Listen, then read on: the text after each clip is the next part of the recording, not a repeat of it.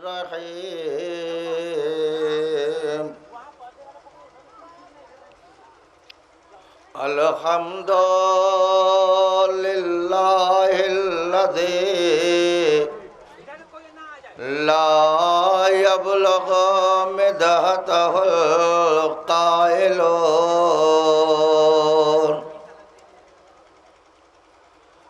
ولا يحسن معه العادون ولا يؤدي حقه المجتهدون الذي لا يدركه بعد الهمم ولا يناله غوث الفتان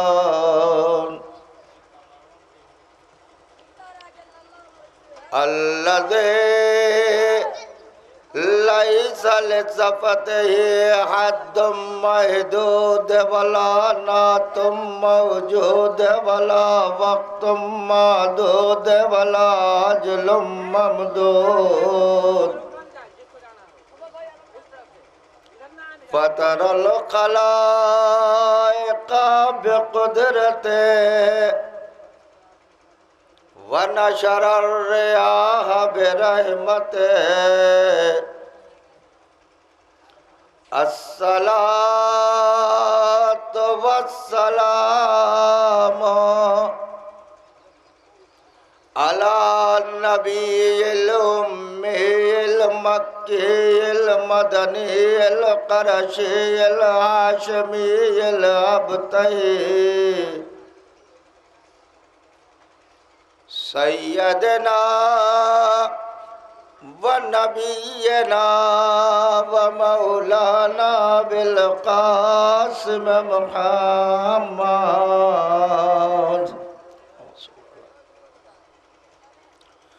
ثم الصلاة والسلام على أخيه ووزيره وخليفته غالب على كل غالبان مولانا علي بن أبي طالب ثم الصلاة والسلام على بنت رسول الله يعني فاطمة الزهراء سيدة النساء العالمين التي ناهت بعد وفاة أبيها وقالت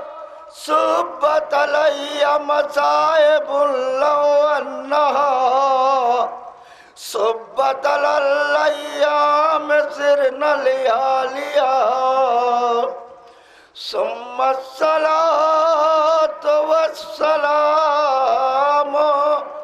على ولده الإمام الحسن المجتبى المسموم بسم الجفا ثم الصلاة والسلام على غريب المظلوم العطشانا آن حسين بكربلاء الذي قال عند وداع حرمه يا زينب يا أم كلثوم ويا سكينة يا رقية عليكن من السلام وإذا بقي وحيدا فريدا فالنظر إلى يمينا ويسارا وتحت وفوقا فقال أين يا أخي عباسا أين يا ابن علي أكبرا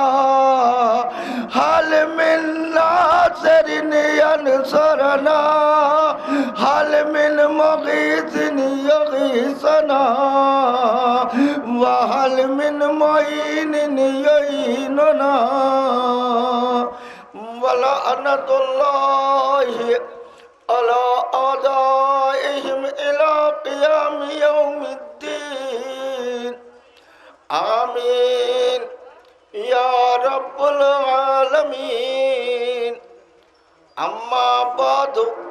فقد قال الله تبارك وتعالى في كتابه الكريم بسم الله الرحمن الرحيم إنا هديناه السبيل إما شاكرا وإما كفورا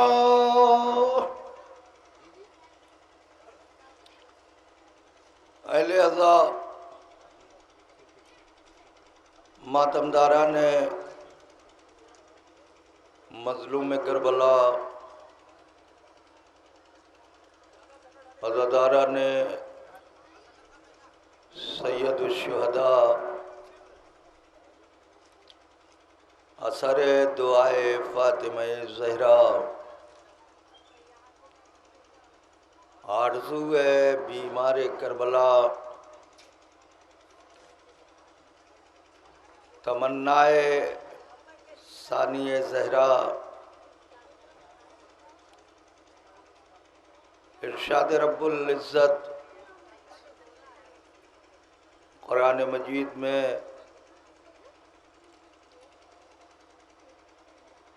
یہ ہو رہا ہے کہ اِنَّا ہَدَيْنَاهُ السَّبِيلَ اِمَّا شَاكِرًا وَإِمَّا كَفُورًا ہم نے خالق ہونے کے لحاظ سے اپنی ذمہ داری کو پورا کرتے ہوئے تمہیں دونوں راستے کی ہدایت ہم نے کر دی ہے۔ ہم نے تمہیں سیدھا راستہ بھی بتا دیا اور ہم نے تمہیں گمراہوں کے راستے سے بھی متوجہ کر دیا۔ ہم نے تمہیں وہ راستہ بھی بتا دیا جو تمہیں کامیابی اور کامرانی کی منزل تک لے جاتا ہے، اور ہم نے تمہیں اس راستے کی بھی ہدایت کر دی جو تمہیں تباہی اور بربادی کی طرف لے کے جاتا ہے۔ ہم نے تمہیں وہ راستہ بھی بتا دیا کہ جس کے ذریعے سے تم جنت تک پہنچ سکتے ہو، اور ہم نے تمہیں وہ راستہ بھی بتا دیا کہ جس کے ذریعے سے تم جہنم تک جاؤ گے۔ اما شاکرم و اما کفورا، اب یہ تمہیں اختیار ہے کہ تم کون سا راستہ اختیار کرتے ہو اور کس راستے پر چلتے ہو۔ آیا تم معصوم نمائندوں کے راستے پہ گامزن ہوتے ہو یا گمراہ کرنے والے شیطان کی اتباع و پیروی کرتے ہو؟ حالانکہ ہم نے تمہیں بار بار متوجہ اور متنبہ کیا ہے کہ ان الشیطان لکم عدو مبین، دیکھو شیطان کی اتباع نہ کرنا، شیطان کی پیروی نہ کرنا، شیطان کے بتائے ہوئے راستے پہ نہ چلنا، اس لیے کہ شیطان تمہارا کھلا ہوا دشمن ہے۔ مالک ارض و سماوات اور خالق کل کائنات نے، اس پروردگار نے جس نے اربها ارب مخلوقات کو خلق کیا اور اربها ارب مخلوقات کو خلق کرنے کے بعد ان کو الگ الگ نام دیا، وہ خالق حقیقی جس نے ہر مخلوق کو ایک الگ نام دیا، اس نے اپنے دین کا نام دین اسلام کیوں رکھا؟ صرف اور صرف اس نے اپنے دین کا نام اسلام اس لیے رکھا کہ اسلام کے معنی ہے سلامتی، اسلام کے معنی ہے تحفظ، یعنی مذہب اسلام قبول کرنے والے کی ذمہ داری یہ بن جاتی ہے کہ وہ خود چین سے رہے اور دوسروں کو چین سے رہنے دے۔ ایک مسلمان کی پہچان یہ ہے کہ جس کے اعضاء و جوارح سے کسی دوسرے کو کوئی تکلیف نہ پہنچے۔ اس نے اپنے دین کا نام اسلام اسی لیے رکھا تاکہ مسلمان خود محفوظ رہے اور دوسروں کو محفوظ رہنے دے۔ لیکن افسوس ہے کہ آج اسلام کا کلمہ پڑھنے والے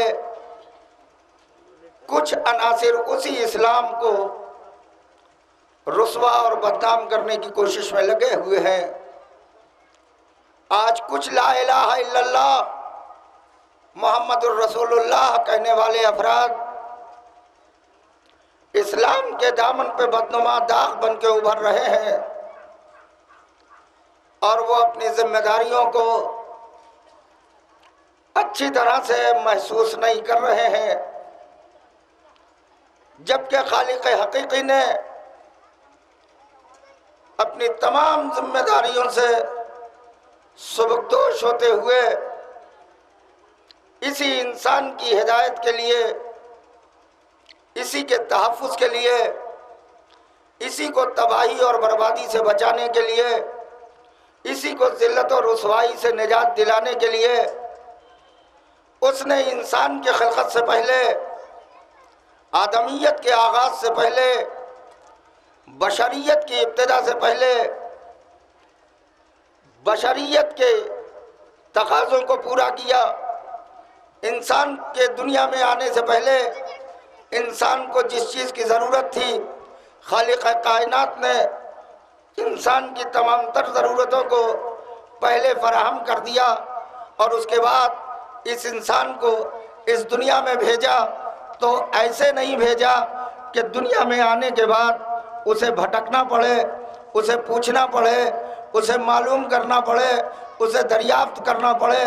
بلکہ مالک ارض و سماوات نے آدمیت کے سلسلے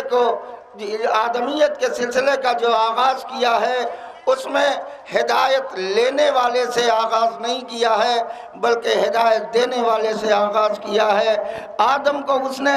ہدایت لینے والا بنا کے نہیں بھیجا تھا بلکہ ہدایت دینے والا بنا کے بھیجا تھا۔ آدم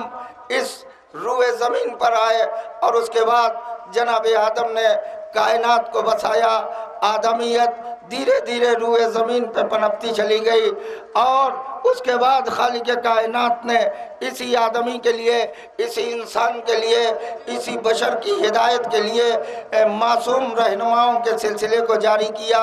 ایک کے بعد ایک نبی بھیجا، ایک کے بعد ایک رسول بھیجا، ایک کے بعد ایک پیغمبر بھیجا، ایک کے بعد ایک رہنما بھیجا، ایک کے بعد ایک ہادی بھیجا، ایک کے بعد ایک پیشوا بھیجا۔ وہ اپنے ہدایت کے سلسلے کو جاری اور ساری رکھے ہوئے تھا، یہاں تک کہ اس نے 1,24,000 معصوم رہبروں کو اس انسان کی ہدایت، اس انسان کی رہنمائی، اس انسان کی رہبری کو لیے بھیجا۔ لیکن افسوس یہ ہے کہ جس انسان کی نجات کے لیے، جس انسان کی ہدایت کے لیے، جس انسان کی عزت کے لیے، جس انسان کی سرفیابی کے لیے، جس انسان کی بلندی کے لیے، جس انسان کی معراج کے لیے، جس انسان کی ترقی کے لیے، جس انسان کی عزت کے لیے خالق کائنات نے اتنے نبیوں کے سلسلے کو جاری کیا، اتنے معصوم رہنماؤں کو بھیجا، وہی انسان ان معصوم رہنماؤں کا دشمن بن گیا۔ یعنی انسانیت کی یہ عادت سی بن گئی کہ ہدایت دینے والے کو کبھی انہوں نے چین سے رہنے نہیں دیا، جو ہادی آیا اسے پریشان کیا، کسی کو پتھر مارا، کسی کو سولی پہ چڑھایا، کسی کو آرے سے چیرا، کسی کو پتھر سے مارا۔ جتنے نبی آئے، جتنے رسول آئے، جتنے پیغمبر آئے، سب کو قوم پریشان کرتی رہی، لیکن وہ قوم کی ہدایت کرتے رہے۔ آخر میں خاتم المرسلین، سید النبیین، صاحب لولاک لما خلقت الافلاک، اول مخلوق، نبیوں کا سردار، صاحب معراج محمد مصطفیٰ صلی اللہ علیہ وآلہ وسلم اس کائنات میں آئے، لیکن آنے کے بعد انہوں نے فوراً اعلان نبوت نہیں کیا، فوراً اعلان رسالت نہیں کیا، فوراً اپنی نبوت کا اعلان نہیں کیا، بلکہ 40 سال تک خاموشی کی زندگی گزارتے رہے۔ اور اس 40 سال میں جناب رسول اسلام نے، ختم المرسلین نے، سید النبیین نے اپنے اخلاق کے ذریعے سے، اپنے کردار کے ذریعے سے، اپنی گفتار کے ذریعے سے، اپنی رفتار کے ذریعے سے شرابیوں کو، جواریوں کو، لٹیروں کو، چوروں کو، وہ افراد کہ جو عزت سے بہت دور تھے، جو شرافت سے بہت دور تھے، انہیں انسان بنانے کے لیے، انہیں آدمی بنانے کے لیے، انہیں واقعاً بشر بنانے کے لیے ختم المرسلین 40 سال تک درس اخلاق دیتے رہے، درس اخلاق دیتے رہے، اور مکے کے رہنے والے انہیں صادق و امین کہہ کے پکارتے رہے۔ لیکن وہی سید النبیین، وہی خاتم المرسلین، وہی نبیوں کا سردار، وہی آمنہ کا لال، وہی عبداللہ کا یتیم جب اعلان نبوت کرتا ہے تو وہی لوگ کہ جو صادق کہہ رہے تھے، وہی افراد کہ جو امین کہہ رہے تھے، وہی افراد جو حسین کہہ رہے تھے، وہی لوگ جو جمیل کہہ رہے تھے، وہی اب الزام لگانے لگے، وہی اب اتہام لگانے لگے، وہی اب دیوانہ کہنے لگے، وہی مجنون کہنے لگے، وہی راستے میں کانٹے بچھانے لگے، وہی غلاظتیں پھینکنے لگے، وہی غلاظتیں پھینکنے لگے، وہی کوڑے اور کرکٹ پھینکنے لگے، یہاں تک کہ رسول اسلام ہر سختی، ہر مصیبت، ہر صعوبت، ہر مشکل، ہر پریشانی کو برداشت کرتے رہے، مگر اسلام کو پھیلاتے رہے، پیٹ پر پتھر تک باندھا ہے، زخم کھائے، مصیبت برداشت کی، پیٹ پہ پتھر باندھا، لیکن اسلام پھیلاتے رہے، آدمی کو آدمی بناتے رہے، انسان کو انسان بناتے رہے۔ جس اسلام کو رسول اسلام نے انتہائی صعوبت، انتہائی مشکل، انتہائی زحمت، انتہائی پریشانیاں برداشت کر کے رسول اسلام نے پھیلایا تھا، وہی اسلام سن 60 ہجری میں حل من ناصر ینصرنا کی آواز بلند کرنے لگا۔ وہ اسلام جو آدم سے لے کے محمد عربی تک آیا تھا، اور محمد عربی نے اپنے چچا زاد بھائی علی مرتضیٰ کے سہارے اسلام کو دور دور تک پھیلا دیا تھا، وہی اسلام سن 60 ہجری میں اتنا مجبور ہو گیا، اتنا بے کس ہو گیا، اتنا مظلوم ہو گیا کہ وہ آواز دے رہا تھا، حل من ناصر ینصرنا حل من مغیث یغیثنا، کوئی میری مدد کرنے والا ہے، کوئی میری نصرت کرنے والا ہے، کوئی میرا بچانے والا ہے۔ یہ اسلام یہ آواز کیوں دے رہا تھا؟ یہ آواز استغاثہ کیوں دے رہا تھا؟ اس لیے کہ امیر شام کا ناخلف بیٹا یزید ابن معاویہ تخت حکومت پر بیٹھ چکا تھا، جس کا مشغلہ جس کا طریقہ یہ رہتا تھا کہ دن بھر وہ شراب کے نشے میں دھت رہا کرتا تھا، وہ ہوش میں نہیں رہتا تھا، علماء کا مذاق اڑاتا تھا، بندروں سے کھیلا کرتا تھا۔ وہ یزید جس کو اسلام سے کوئی سروکار نہیں تھا، اس نے کھلم کھلا یہ اعلان کر دیا کہ نہ کوئی دین آیا تھا، نہ کوئی اسلام آیا تھا، نہ کوئی شریعت آئی تھی، نہ کوئی پیغمبر آیا تھا، نہ کوئی رسول آیا تھا، نہ کوئی نبی آیا تھا۔ یہ تو بنی ہاشم نے اقتدار حاصل کرنے کے لیے ایک ڈھونگ رچا تھا، اقتدار حاصل کرنے کے لیے، حکومت حاصل کرنے کے لیے بنی ہاشم نے یہ اقتدار حاصل کرنے کے لیے بنی ہاشم نے ایک ڈھونگ رچا تھا۔ سوال یہ ہے کہ سن 60 ہجری میں جب یزید نے یہ اعلان کیا، جب یزید نے یہ انکار کیا کہ نہ کوئی کتاب آئی تھی، نہ کوئی نبی آیا تھا، نہ کوئی رسول آیا تھا، نہ کوئی پیغمبر آیا تھا، کیا اس وقت مکہ و مدینے میں اسلام کا کلمہ پڑھنے والا نہیں تھا؟ کیا اس وقت سرزمین مکہ و مدینہ پر کوئی لا الہ الا اللہ کہنے والا نہیں تھا؟ کیا اس وقت کائنات میں کوئی محمد رسول اللہ کہنے والا نہیں تھا؟ جب یزید انکار اسلام کر رہا تھا، جب یزید انکار دین کر رہا تھا، جب یزید انکار کتاب کر رہا تھا، جب یزید نبیوں کا انکار کر رہا تھا، کیا اس وقت مدینے میں کوئی حافظ قرآن نہیں رہ گیا تھا؟ کیا اس وقت مکے میں کوئی صحابی رسول نہیں رہ گیا تھا؟ کیا اس وقت روئے زمین پر کوئی لا الہ الا اللہ اور محمد رسول اللہ کا کہنے والا نہیں رہ گیا تھا؟ اور اگر تھا لا الہ الا اللہ کہنے والے اس وقت مکے میں موجود تھے، مدینے میں موجود تھے، دنیا کے اور شہروں میں لا الہ الا اللہ اور محمد رسول اللہ کی آواز دینے والے تھے، لا الہ الا اللہ اور محمد رسول اللہ کا کلمہ پڑھنے والے اگر اس وقت موجود تھے جب یزید انکار اسلام کر رہا تھا، انکار دین کر رہا تھا، انکار شریعت کر رہا تھا، نبیوں کا انکار کر رہا تھا، کتابوں کا انکار کر رہا تھا، اگر مکہ اور مدینے کی سرزمین پر حافظ قرآن موجود تھے، صحابی رسول موجود تھے، لا الہ الا اللہ اور محمد رسول اللہ کہنے والے موجود تھے، تو جب یزید نے یہ اعلان کیا تھا، جب یزید نے یہ انکار کیا تھا، جب یزید نے انکار اسلام کیا تھا، جب یزید نے انکار دین کیا تھا، جب یزید نے انکار کتاب کیا تھا، تو کوئی حافظ قرآن کیوں نہیں اٹھا؟ کوئی صحابی رسول کیوں نہیں اٹھا؟ کوئی لا الہ الا اللہ کہنے والا کیوں نہیں اٹھا؟ کوئی نعرہ تکبیر لگانے والے نے کیوں نہ آواز بلند کی؟ کوئی صحابی رسول کیوں نہیں اٹھا؟ کوئی حافظ قرآن کیوں نہیں اٹھا؟ کوئی لا الہ الا اللہ کہنے والا کیوں نہیں اٹھا؟ سب کے سب کیوں خاموش بیٹھے رہے؟ حافظ قرآن بھی یزید کا منہ دیکھتے رہے، صحابی رسول بھی یزید کا منہ دیکھتے رہے، لا الہ الا اللہ کہنے والے بھی اپنے منہ میں تالا لگا کے بیٹھ گئے، محمد رسول اللہ کہنے والے بھی اپنے ہونٹوں کو سل کے خاموشی سے بیٹھ گئے۔ کیوں نہیں کسی نے آواز بلند کی کہ یزید تو غلط کہہ رہا ہے، یزید تو بکواس کر رہا ہے، یزید تو جھوٹ بول رہا ہے؟ نبی بھی آئے تھے، پیغمبر بھی آئے تھے، رسول بھی آئے تھے، آسمان سے کتابیں بھی نازل ہوئی تھی، دین بھی آیا تھا، شریعت بھی آئی تھی، قانون بھی آیا تھا،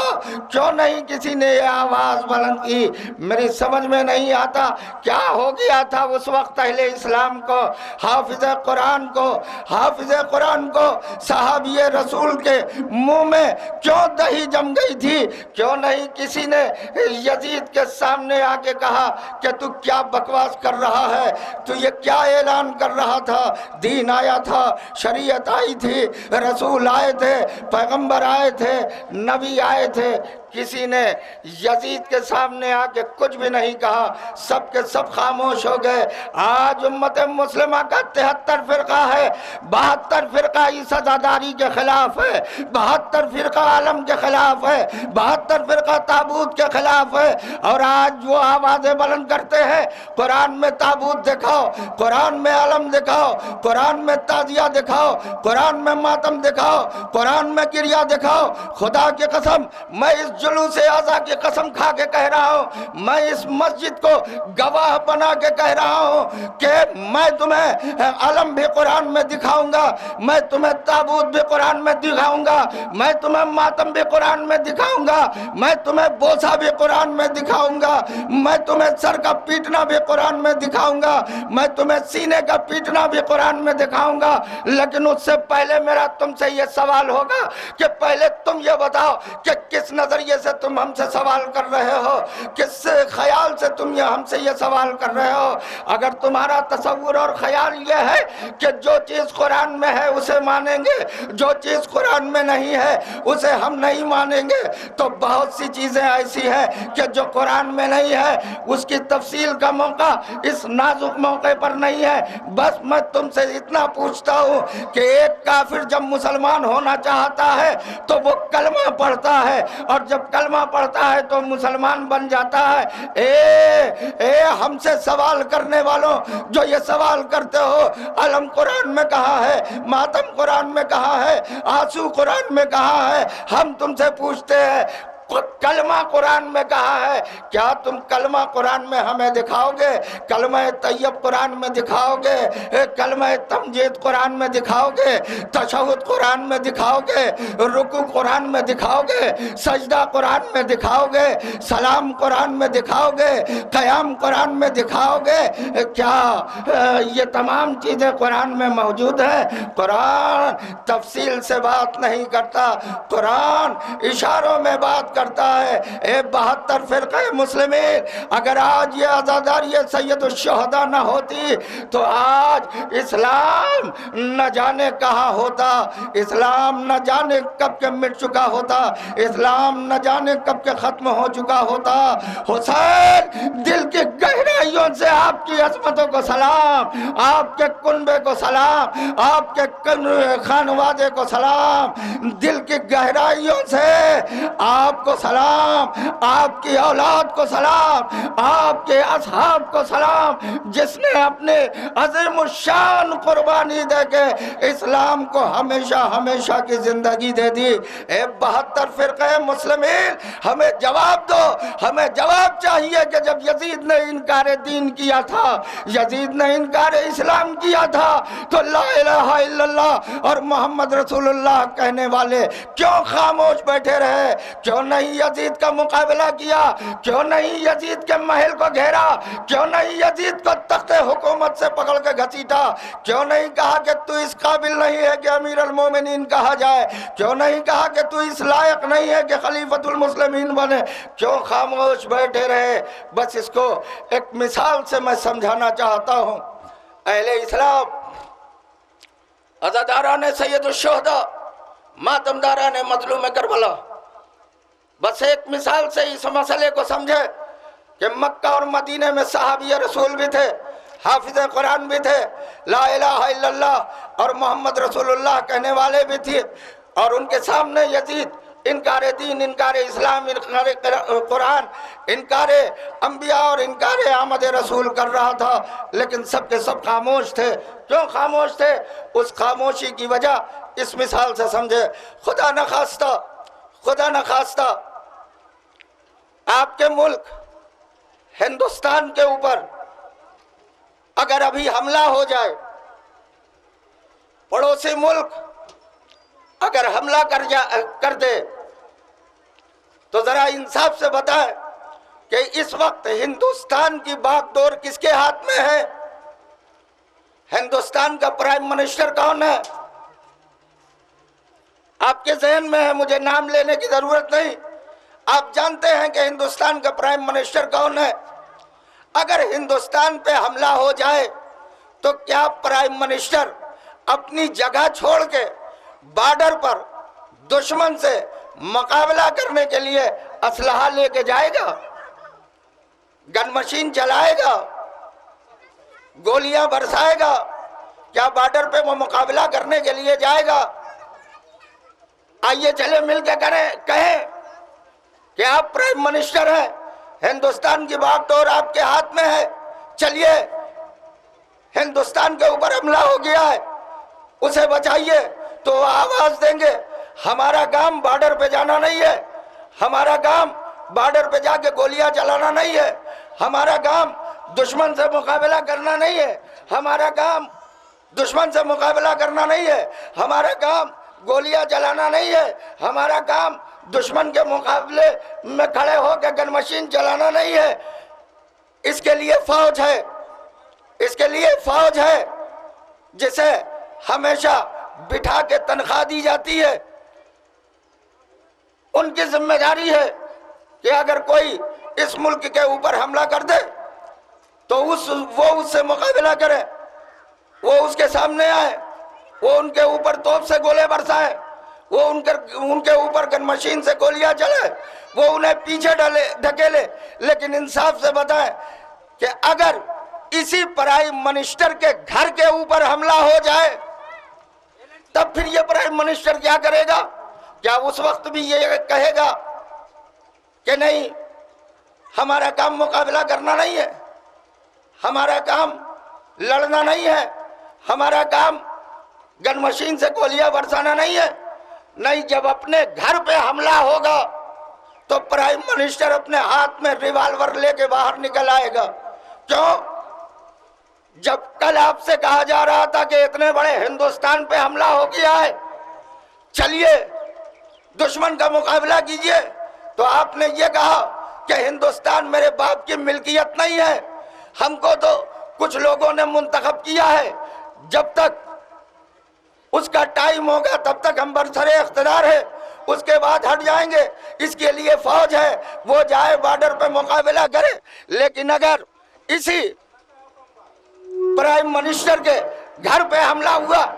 جب آپ کے گھر پہ حملہ ہوا، جب آپ کے گھر پہ حملہ ہوا تو آپ خود ریوالور لے کے باہر نکل آئے، کہا کہ ہاں یہی تو سمجھانا تھا کہ ہندوستان ہماری ملکیت نہیں ہے، ہندوستان ہماری پراپرٹی نہیں ہے، ہندوستان ہماری جاگیر نہیں ہے، لیکن یہ ہمارا گھر ہے، یہ ہمارا مکان ہے، یہ ہماری ملکیت ہے، یہ ہماری جائیداد ہے، یہ ہماری پراپرٹی ہے، اسے بچانا ہماری ذمہ داری ہے، اسے بچانا ہمارے لیے ضروری ہے، اسے بچانا ہمارے لیے لازم ہے۔ بس یہی مسئلہ اسلام کا تھا۔ میرے سامعین محترم، جب اسلام کے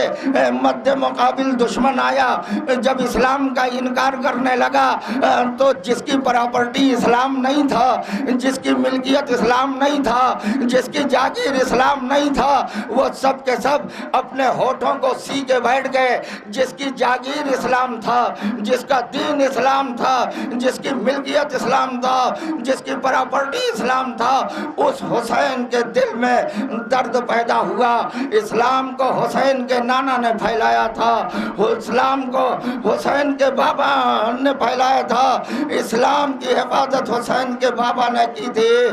اسلام کو حسین کے نانا اور حسین کے بابا نے منزل تکمیل تک پہنچایا تھا۔ اس لیے حسین کے دل میں درد پیدا ہوا اور آواز دے، اسلام تو گھبرانا نہیں، اسلام تو پریشان نہ ہونا، اسلام تو کبیدہ خاطر نہ ہونا۔ میں علی اکبر کو لے کے آ رہا ہوں، میں برابر کے بھائی عباس کو لے کے آ رہا ہوں، میں 4 سال کی ننھے سے سکینہ کو لے کے آ رہا ہوں، میں 16 دن کے علی اصغر کو لے کے مدینے سے چل رہا ہوں۔ اے اسلام تو گھبرانا نہیں، میں کڑیل جوان علی اکبر کو بھی تیری نظر کروں گا، میں برابر کے بھائی عباس کو بھی تیری خدمت میں پیش کر دوں گا، میں اپنی سکینہ کو بھی تیری بارگاہ میں نظر کروں گا، اور اپنے 6 مہینے کے لال علی اصغر کو بھی کربلا میں تیرے اوپر نچھاور کر دوں گا۔ ہاتھ سوگوارا نے ازا، ماتمدارا نے مظلوم کربلا، دعا اثر دعائے فاطمہ زہرا، حسین تیری عظمتوں کو سلام، حسین تیری بلندیوں کو سلام، حسین تیری عصمت کو سلام۔ کس شان سے حسین نے قربانی دی کہ خدا کی قسم آج جو اللہ کو نہیں مانتا وہ بھی حسین کو مانتا ہے، جو رسول کو نہیں مانتا وہ بھی حسین کو مانتا ہے، جو کعبے کو نہیں مانتا وہ بھی حسین کو مانتا ہے، جو قرآن کو نہیں مانتا وہ بھی حسین کو مانتا ہے، جو لا الہ الا اللہ نہیں کہتا وہ بھی حسین حسین کہتا ہے، جو محمد رسول اللہ نہیں کہتا وہ بھی حسین حسین کہتا ہے۔ اسی لیے تو خواجہ اجمیری نے کہا تھا شاست حسین بادشاست حسین، دینست حسین دی پناست حسین، سرداد نداد دست در دست یزید، حقا کے بنا لا الہ است لا الہ است حسین۔ حسین شاہ بھی ہے، حسین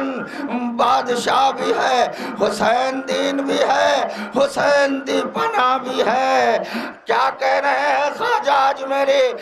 72 فرقہ مسلمین جس کی چوکھٹ پہ اپنی پیشانی کو جھکانا فخر سمجھتے ہو، اس کے دروازے پہ پہنچ کے دیکھو، صدر دروازے پہ یہ ربائی لکھی ہوئی ہے، اور اس کے اوپر غور کرو خواجہ اجمیری نے ان 4 مصروں میں کیا کہہ دیا ہے۔ جس مصرے میں لفظ حسین رکھا اس میں لفظ یزید نہیں رکھا، جس میں لفظ یزید رکھا اس میں لفظ حسین نہیں رکھا، اور ان دونوں کا نام ایک مصرے میں ایک جگہ نہ رکھ کے کائنات کے مسلمانوں کو سمجھایا کہ اے میری دہلیز پہ اپنی جبینوں کو جھکانے والے، اے میری چوکھٹ پر اپنی پیشانیوں کو جھکانے والے، ذرا غور کرو میرے ربائی کے ایک ایک مصرے کے اوپر کہ جب میں ایک مصرے میں حسین اور یزید کو ایک ساتھ رکھنا پسند نہیں کرتا تو تم ایک دل میں حسین اور یزید کو کیسے رکھ رہے ہو؟ حسین اور ہے، یزید اور ہے، دین است حسین، حسین دین بھی ہے، حسین دی پناہ بھی ہے۔ ہاں سوگوارا نے ازا دیدار ہونا اور ہے، دین ہونا اور ہے، دیدار ہونا اور ہے، دین ہونا اور ہے، حسین دین ہے، حسین دین ہے۔ سن 60 ہجری میں دین تباہ ہو رہا تھا، دین مٹ رہا تھا، دین برباد ہو رہا تھا، لیکن اللہ نے عظمت حسین ابن علی کہ حسین نے دین کو بربادی سے بچا لیا، حسین نے دین کو مٹنے سے بچا لیا، حسین نے دین کو تباہی سے بچا لیا۔ اے حسین ابن علی آپ کی عظمتوں کو سلام۔ 72 جانثاروں کے ساتھ حسین سرزمین کربلا پہ شہید ہو گئے، فاطمہ کا گھر اجڑ گیا، زہرا کا لال 3 دن کا بھوکا پیاسا شہید کر دیا گیا۔ سوگوارا نے ازا محترم خواتین میری ماں اور بہنوں، اے عزاداران سید الشہداء، آج حسین کی ماں جب یہ مجمع دیکھتی ہوگی تو اس کا دل کتنا خوش ہوتا ہوگا۔ میرے لال کے ماتمدار آئے ہیں، میرے لال کے عزادار آئے ہیں۔ اے عزاداران سید الشہداء، آپ کی آنکھوں کے آنسو حسین کے زخموں کا مرہم ہے۔ ہمیں نہیں پتا کہ فاطمہ کس کے پہلو میں کھڑی ہوں، رسول خدا کس کے بازو میں کھڑے ہوں، علی مرتضیٰ کس کے پاس موجود ہوں۔ اے عزاداران سید الشہداء، جتنا ہو سکے اپنے آنسوؤں کو اور رومال سیدہ کی نظر کر دیجئے۔ عزاداران سید الشہداء آپ چہلم منانے کے لیے آئے ہیں۔ آج شہدائے کربلا کا چہلم ہے نا، کربلا کا چہلم مشہور ہے۔ بہت سے شیعوں کی تمنا ہوتی ہے کہ 40 کربلا میں پڑے، چہلم کربلا کا کریں گے۔ آج کربلا میں اتنا مجمع ہے کہ کربلا سے لے کے نجف تک یہ مجمع پہنچ گیا ہے، کثیر مجمع ہے۔ یہ کربلا کا چہلم کیوں مشہور ہے؟ کربلا کا میں چہلم کرنے کے لیے شیعہ کیوں پریشان رہتا ہے؟ پتہ ہے اس لیے کہ چہلم کے دن حسین کی دکھیاری ماں فاطمہ زہرا گھٹنیوں کے بل جلتے ہوئے قبر حسین پہ آتی ہے، آگے آواز دیتی ہے میرے لال حسین، تیری ماں تیرا 40واں کرنے کے لیے آ گئی ہے۔ اے میرے لال، تیری ماں تیرا 40واں کرنے آ گئی ہے۔ اور پھر فاطمہ جنت کی ایک حور کو بلاتی ہے اور بلا کے کہتی ہے کہ جاؤ میرے بابا رسول خدا، میرے شوہر علی مرتضی، میرے بیٹے حسن مجتبیٰ سے کہہ دو کہ فاطمہ کربلا پہنچ چکی ہے۔ عزاداران سید الشہداء حور جا کے پیغام پہنچاتی ہے، رسول خدا ننگے سر ننگے پیر بال بگڑائے ہوئے گریبان کھلا ہوا سید النبیین کربلا میں آتا ہے۔ اے میری لخت جگر فاطمہ، تیرا بابا رسول خدا آ گیا۔ اے میری لاڈلی فاطمہ، حسین کا چہلم کرنے کے لیے تیرا بابا رسول خدا آ گیا۔ خدا آپ کو سلامت رکھے جو کربلا والوں کا چہلم کرنے کے لیے آئے ہیں۔ ماتم داران مظلوم کربلا، فاطمہ کا گھر اجڑ گیا، حسین شہید ہو گئے، خیموں میں آگ لگ گئی، پشت پہ تازیانے لگنا شروع ہوئے، سکینہ کے گوشوارے چھن گئے، کرتے کا دامن آگ سے جل چکا۔ اب عزیزان گرامی، نبی کی نواسیاں علی کی بیٹیوں کے بازوؤں میں رسن ظلم بن گئی، سروں سے چادریں چھین لی گئی، بے گجاوہ ناکے لائے گئے۔ ماتم داران مظلوم کربلا اگر رونے کے لیے اکٹھا ہوئے ہیں تو میں جملہ آپ کو دے رہا ہوں، جب بے گجاوہ ناکے ان غریبوں کی طرف لائے جا رہے تھے، جب بے گجاوہ ناکے ان اسیروں کی طرف لائے جا رہے تھے، ایک مرتبہ جناب سید سجاد نے اپنی بھوبی زینب سے کہا، بھوبی اماں، اے بھوبی اماں ذرا ان ناکوں کے اوپر غور کیجئے، دیکھئے یہ ناکے آپس میں کیا بات کر رہے ہیں۔ کہا میرے لال، میں یہ تو دیکھ رہی ہوں کہ ناکے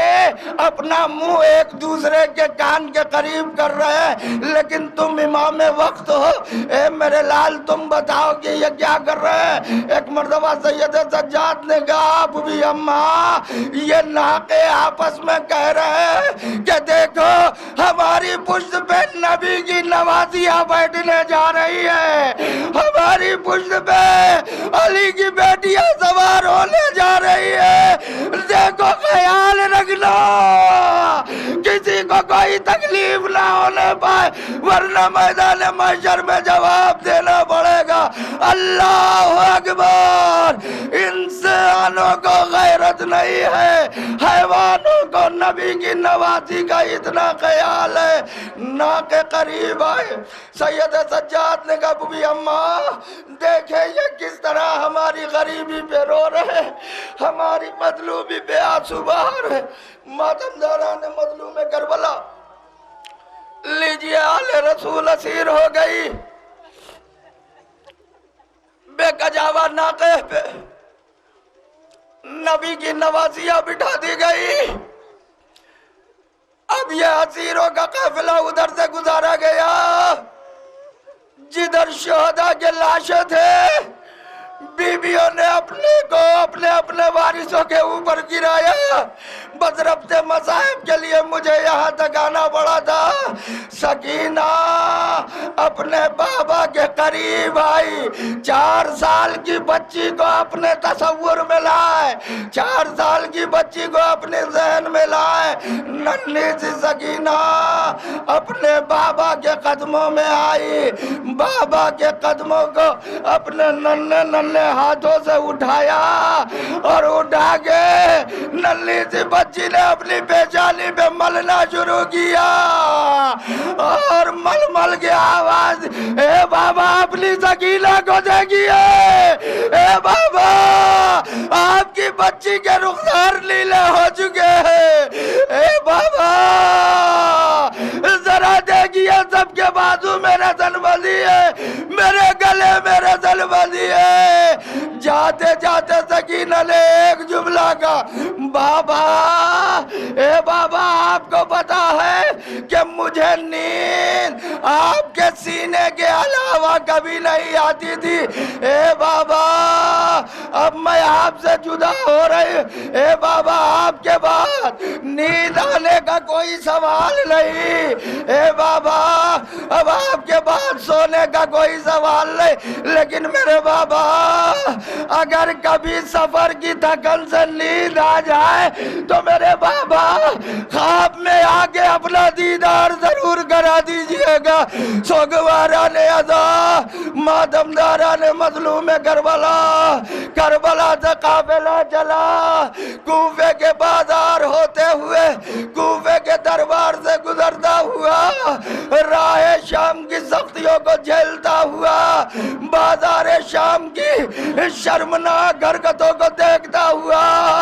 ये लुटा हुआ काफिला दरबार यजीद तक आया। दरबार यजीद की जिल्लत और रुसवाई बर्दाश्त करने के बाद गरीबों का काफिला, बेवाओं का काफिला, यतीमों का काफिला जिंदान शाम में मुक़य्यद हो गया। जिंदान शाम में 4 साल की नन्ही सी बच्चे, तसव्वुर करे मेरा मुंह न देखे आइले अदा हुसैन का जेल में सोगवारा ने अदा 4 साल की नन्हे से बच्चे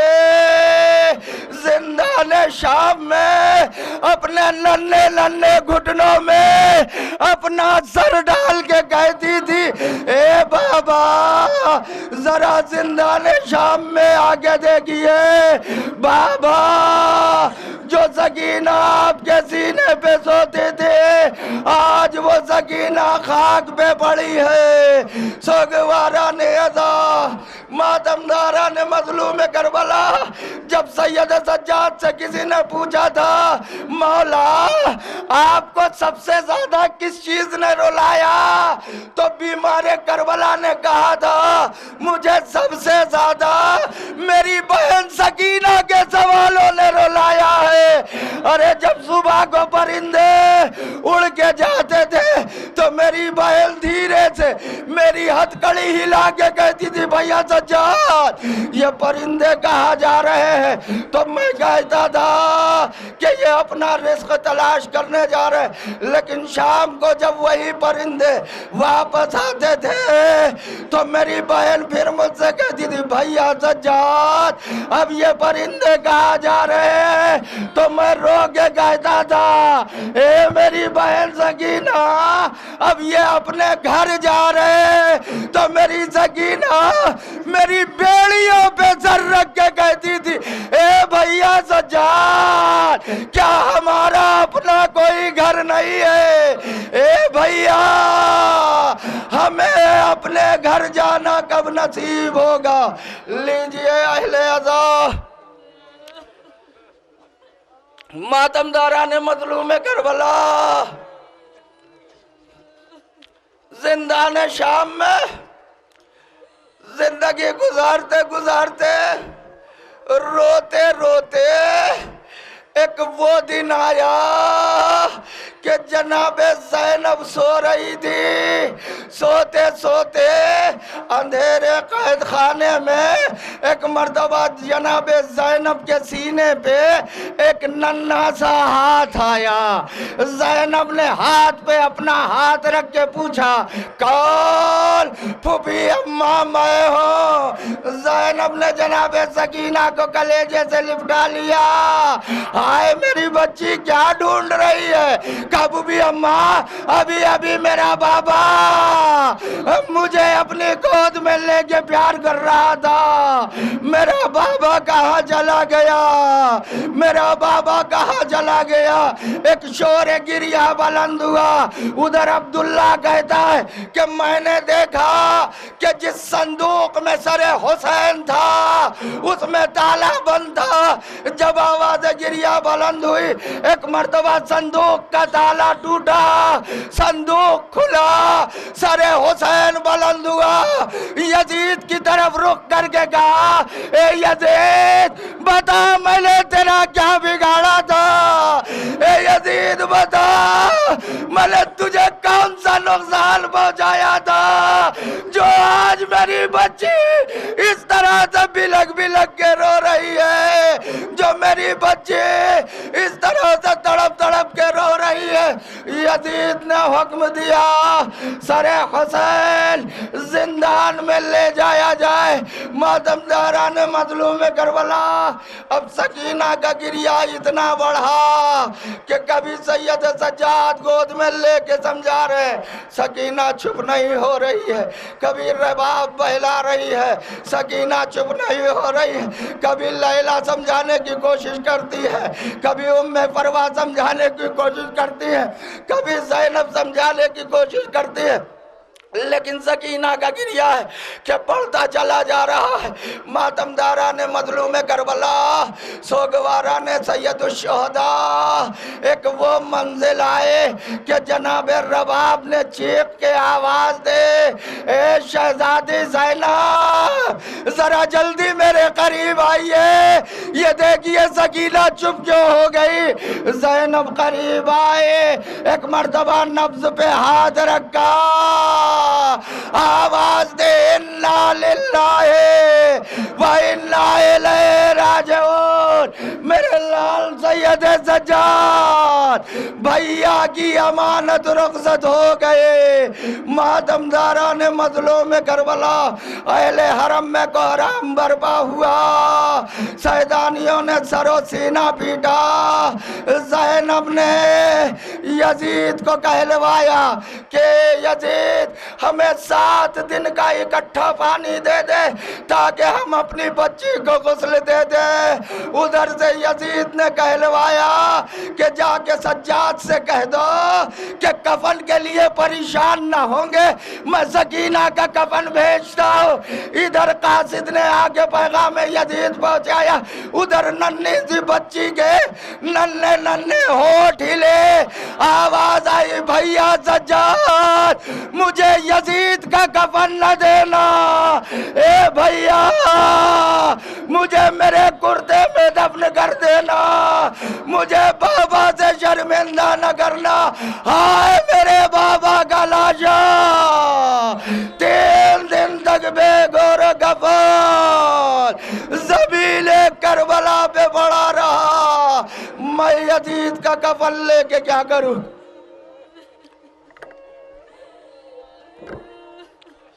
ماتمداران مظلوم کربلا سوگواران سید الشہداء ننھی سی سکینہ کو اہل عزا میں اکثر مجلسوں میں یہ کہا کرتا ہوں کہ اگر ہماری بہن کی بازو میں رسن بدھی ہوتی تو ہمیں پتہ چلتا، اگر ہماری ماں کے سر سے بازار میں چادر چھینی گئی ہوتی تب ہم آپ کی خاموشی دیکھتے، اگر ہماری ماں بہن کو بازار میں ننگے سر پھرایا جاتا تب کلیجے میں درد پیدا ہوتی۔ ہاں کسی اور کی بات ہے، کسی اور کا تذکرہ ہے، کھڑے ہو کے سن لینے میں کیا جاتا ہے۔ ماتمداران مظلوم کربلا، سوگواران سید الشہداء، 4 سال کی بچی کا ننھا سا لاشا رکھا ہوا ہے، کیا غربت برس رہی ہے۔ ایک بھائی ہے، ہاتھوں میں ہتھکڑی ہے، پیروں میں بیڑی ہے، کمر میں لنگر ہے، گلے میں طوق خاردار ہے۔ کبھی غریب اپنی ہتھکڑیوں اور بیڑیوں کو دیکھتا ہے، کبھی بہن کے ننھے سے لاشے کو دیکھتا ہے۔ اسی منزل پہ شاعر نے کہا ہے کہ زندہ میں سکینہ کی میت سجاد اٹھا کے کہتے تھے اللہ، غریبوں کی میت کیا یوں اٹھائی جاتی ہے۔ خدا جانے، سید سجاد جانے کہ کیسے بیمار کی، کیسے سکینہ کی میت کو اٹھایا، قبر تک لے کے آئے۔ اب قبر کی گہرائی کو دیکھ رہے، بہن کا لاشا کیسے قبر میں لے کے اترے۔ اپنی غربت پہ خون کے آنسو رو رہا تھا مریض، اپنی بے کسی پہ بیمار کربلا خون کے آنسو رو رہا تھا۔ ایک مرتبہ قبر سے 2 ہاتھ نکلے، اے میرے لال سید سجاد، تیرے ہاتھوں میں ہتھکڑی ہے، تیرے پیروں میں بیڑی ہے، اے میرے لال تو کیسے قبر میں اترے گا؟ لا، میری امانت مجھے دے دے۔ سجاد نے سکینہ کا لاشا بابا کے ہاتھوں پہ رکھ کے بس اتنا کہا، بابا جب سکینہ کو حوالے کیا تھا تو سکینہ صحیح و سالم تھے، لیکن اے بابا اب جو میں امانت واپس کر رہا ہوں، سکینہ کے رخسار تماچوں سے نیلے ہے، کرتا جلا ہوا ہے، پشت پہ تازیانوں کے نشان ہیں۔ ماتمداران مظلوم کربلا، ننھے سے سکینہ کے قبر بنے، ثانیہ زہرا آگے بڑھے، اے بیٹی سکینہ تیرے نانا کی سنت ہے کہ قبر بنانے کے بعد اس کے اوپر پانی ڈالا جائے، لیکن ہاں قید خانے میں اتنا پانی کہا کہ تیری قبر پہ پانی ڈالا جائے۔ ارے بیویوں نے ننھے سے قبر پہ اپنے کو گرا کے اتنا گریا کیا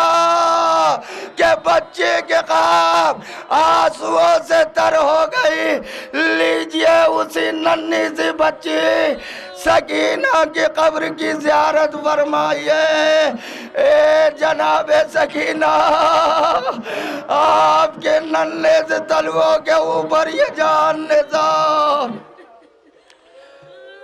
اے یتیم حسین، اے غریب حسین، ہم غریبوں کا سلام قبول کریں۔ ماتمداران مظلوم کربلا، جناب سکینہ کی قبر کی شبیہ کی زیارت آپ نے فرما لی۔ یہ حسین کی ننھی سی بچی کی قبر جس کی آپ زیارت فرما رہی، سکینہ کا نام آئے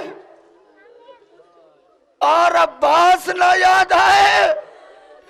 یہ ناممکن ہے۔ سکینہ کے ساتھ سقائے سکینہ کا نام آنا ضروری ہے۔ لیجئے سقائے سکینہ ابوالفضل العباس علمدار کے علم مبارک کی زیارت فرمائیے۔ یہ علم کبھی جعفر طیار کے ہاتھ میں رہا، کبھی حیدر کرار کے ہاتھ میں رہا، کربلا میں عباس علمدار کے ہاتھ میں رہا۔ ہاں سکینہ 36 ننھے بچوں کو لیے ہوئے آگے ہاتھوں میں خالی گوزا الا تشقد قتلنا الا تشقد قتلنا 36 بچوں کا جلوس ہاتھ میں خالی گوزے ہائے پیاس ہائے پیاس ہائے پیاس چچا پانی کی سبیل کرے عباس نے آواز دی سکینہ پانی ہم لا دیں گے اجازت تم دلوا دو سوگوارہ نے عزا جناب عباس کو اجازت ملے آپ غور سے دیکھیں کہ اس علم ابو الفضل العباس سے مشق سکینہ بالکل اسی طرح سے لپٹے ہوئے ہیں جیسے کوئی چچا اپنی بھتیجی کو کلیجے سے لگائے ہوئے ہو ہاں عباس مشق سکینہ لے کے گئے لیکن جب مشق میں تیر لگا تو عباس نے پھر اپنا رخ مقتل کی طرف موڑ دیا ہاں غازی کے شان قلم ہو گئے منہ کے بل زمین کربلا پہ آئے علی اکبر کو بلایا اے میرے لال علی اکبر میں نے سنا ہے بیٹا کے عمر سعد کا تیرے بابا کے لاشے کو پامال کرنے کا ارادہ ہے اے میرے لال جب میری روح قبض انصری سے پرواز کر جائے تو میرے لاشے کو عمر سعد کے پاس لے کے جانا اور اس سے کہنا کہ میرے چچا نے وصیت کی ہے کہ اگر لاش حسین کو پامال کرنا ہے تو اس کے بدلے میں میرا لاشا پامال کر دے لیکن میرے آقا کے لاشے کو پامال نہ کرے یہی وجہ ہے عباس کا لاشا خیمے میں نہیں آیا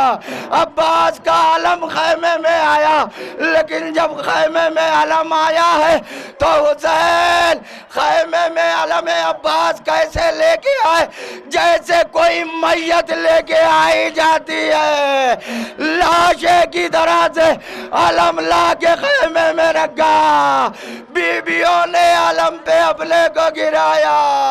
ہائے غازی ہائے عباس ام البنین کے لال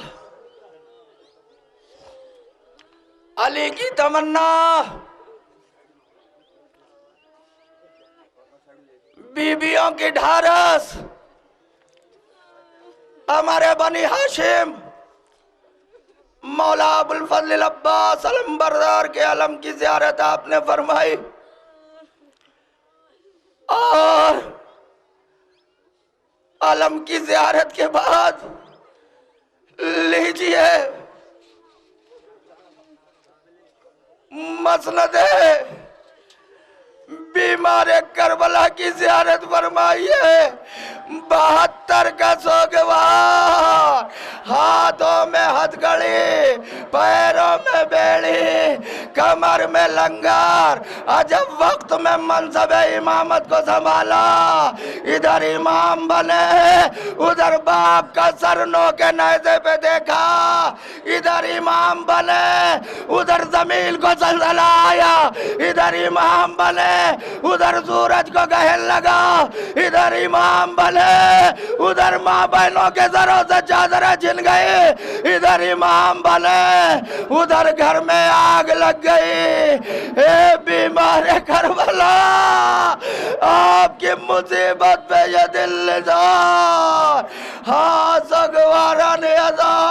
یہ بیمار کربلا کا کلیجہ جانتا ہے شام کا وہ عظیم الشان چوراہا جہاں کثیر مجمع اور کثیر بھیڑ ہوتی ہے ایک مرتبہ جناب زینب کی نظر سید سجاد پہ پڑی دیکھا کہ سید سجاد کی آنکھوں سے آنسو بہ رہے جناب زینب نے سجاد کو سہارا دینے کے لیے آواز دی میرے لال کیا تمہارے جیسے مرد بھی روتے ہیں جملہ سنے آزادارو اے میرے لال سجاد کیا تمہارے جیسے مرد بھی روتے ہیں آواز دی اے بوبی اماں اگر ہمارے جیسے مرد نہیں روتے تو کیا آپ جیسی بیبیاں بیردار زن بستہ نامحرموں کے مجمع میں پھرائی جاتی ہے۔ ہاں یہ بیمار کربلا جب رہائی ملی، لٹا ہوا سامان ملا، زینب کے ہاتھ میں مسند حسین آئے، ایک مرتبہ بیچو بیچ خیمے میں لا کے جناب ثانیہ زہرا نے مسند حسین کو بچھایا، بیمار کربلا کا بازو پکڑا، آواز دی میرے لال اس مسند پہ بیٹھ جاؤ۔ سید سجاد بیچ مسند میں بیٹھے، جب سید سجاد بیٹھ گئے، فاطمہ کی بیٹی علی کی لاڈلی زینب نے اپنے دونوں گھٹنوں کو سید سجاد کے سامنے ٹیکا، ہاتھوں کو جوڑا، آواز دی میرے لال سید سجاد، اے بیٹا اپنی بوبی کو معاف کرنا، کربلا سے ابھی تک زینب کو اتنی فرصت نہ ملے کہ تمہیں تمہارے بابا کا پرزہ دے دے۔ اے میرے لال سجاد، بابا حسین کا پرزہ قبول کرو، اے میرے لال چچا عباس کا پرزہ قبول کرو، اے میرے لال بھیا علی اکبر کا پرزہ قبول کرو۔ ہاں بیمار کربلا سید سجاد کیسا توق تھا گلے میں جب مدینے پلٹ کے آئے ہیں اور محمد حنفیہ نے فرد محبت میں گلے میں ہاتھ ڈالا، سید سجاد نے ایک چیخ ماری، آواز چچا ہاتھ ڈالا، کہا میرے لال کیا ناراض ہو گئے؟ کہا نہیں چچا ناراض نہیں، اور یہ کہہ کے شال عزا اپنے رومال کو جو گلے پہ بنا تھا ایک مرتبہ جو سجاد نے ہٹایا، محمد حنفیہ نے دیکھا توق اتنا خطرناک تھا کہ سجاد کے گلے کا گوشت گل گیا تھا، سفید ہڈیاں گلے کی نظر آ رہی تھی، سفید ہڈیوں پہ ہلکا خون کا رنگ قیامت برپا کر رہا تھا۔ ہاں عزاداران سید الشہداء، ماتمداران مظلوم کربلا، مسند عابد بیمار کی زیارت آپ نے فرمائی، اور مسند عابد بیمار کے بعد لیجئے جناب ثانیہ زہرا جناب ام کلثوم کی ہماری کی زیارت فرمائیے۔ ہائے رے زینب کا مقدر، نانا کا جنازہ دیکھا، ماں کا زخم پہلو دیکھا، بابا کا زخم سر دیکھا، ہائے زینب کا نصیب، بھیا حسن کے جگر کے 72 ٹکڑے دیکھے، اور کربلا میں تو قیامت ہو گئے، کربلا میں قیامت آ گئے۔ کبھی قاسم کا ٹکڑے ٹکڑے جسم دیکھا، کبھی علی اکبر کا زخمی کلیجہ دیکھا، کبھی اون و محمد کا لاشا دیکھا، کبھی عباس کے کٹے ہوئے بازو دیکھے، کبھی علی اصغر کا زخمی گلا دیکھا، کبھی حسین کے لاشے پہ دوڑتے ہوئے گھوڑے دیکھے۔ ہاں یہی زینب ہے، جب حسین گھوڑے سے گرے تھے، ایک مرتبہ جس میں حسین کے قریب پہنچی اور آواز دی، انت آخی، کیا تو ہی میرا بھیا حسین ہے؟ کیا تو ہی میرا ماجایا حسین ہے؟ حسین کبھی ایسا نہیں ہوا کہ زینب نے بلایا ہو اور بھیا تم نے جواب نہ دیا ہو۔ یہ جملہ سن کے حسین نے سر اٹھایا، آنکھیں کھولی اور اشارہ کیا، بہن خیمے میں جا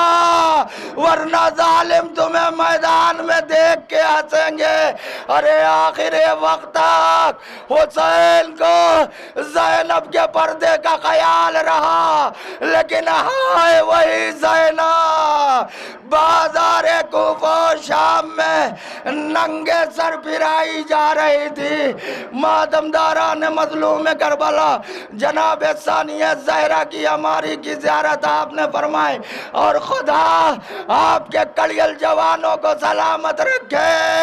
ہاں، جس ماں کا بچہ جوان ہوتا ہے اس کا کلیجہ گز بھر کا ہو جاتا ہے۔ لیجئے کڑیل جوان علی اکبر کی والدہ گرامی جناب ام لیلہ کی ہماری کی زیارت فرمائیے۔ ہاں، ماتمداران مظلوم کربلا رسول اسلام کی شہادت کے بعد حسین بہت چپ چپ رہنے لگے تھے، حسین بہت خاموش رہنے لگے تھے، نہ کسی سے بولتے تھے نہ کسی کے پاس بیٹھتے تھے۔ ایک دن نانا رسول خدا کو خواب میں دیکھا، رسول خدا تشریف لائے، آواز دی میرے لال حسین، اے بیٹا کیا بات ہے، تم بہت خاموش رہتے ہو، میرے لال تم بہت چپ رہتے ہو، اے بیٹا تم کسی سے بات کیوں نہیں کرتے، اے میرے لال آخر وجہ کیا ہے؟ کہا نانا آپ کے بعد مجھے دنیا میں کچھ اچھا نہیں لگتا، خواب میں رسول خدا نے فرمایا تھا اے میرے لال، اے میرے لال، اے میرے لال حسین، تم میرے لیے تڑپ رہے ہو، تم میرے لیے رو رہے ہو، اے میرے لال، اے میرے لال، تم میرے لیے تڑپ رہے ہو، میری زیارت کے لیے تڑپ رہے ہو، اے میرے لال، میں خدا سے دعا کروں گا کہ خدا تمہیں ایک ایسی اولاد دے کہ جو شکل و صورت میں بالکل مجھ سے مشابہ ہو۔ ہاں، یہ دعائے رسول کا ثمرہ تھا جو حسین کو علی اکبر ملے، اور جب جناب علی اکبر پیدا ہوئے جناب ام لیلہ یہ فرماتی ہے کہ آدھی رات گزر جانے کے بعد جب میری آنکھ کھلتی تھی تو میں دیکھتی تھی کہ علی اکبر کے گہوارے میں کوئی جھکا ہوا ہے، جب میں قریب جاتی تھی تو میں دیکھتی تھی کہ کوئی اور نہیں بلکہ اکبر کا بابا حسین ہوتا تھا جو کبھی اکبر کی پیشانی